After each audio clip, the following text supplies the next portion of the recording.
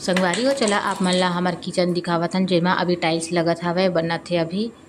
तो ये देखो संगवारी हो ये दीवार में लगी हवे टाइल्स बार वगैरह रखे बर बने हैं जेमा हमन डेली यूज बर जैसे कि नमक मिर्च हल्दी वगैरह ये सब ला रखे बर बनाए हन।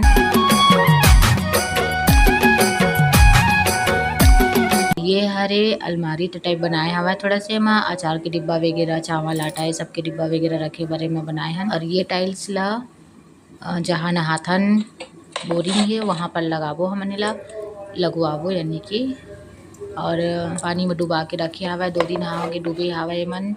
दीवार में लगे वाला टाइल्स मन ला पानी में डुबो के कारबर रखते एला तो मोला नहीं पता हवे।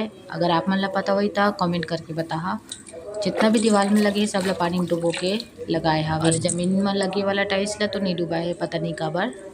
आप मन ला हमार वीडियो अच्छा लगी तो प्लीज़ लाइक शेयर सब्सक्राइब कर दे। मिलथन फिर आप मन से अगले वीडियो में।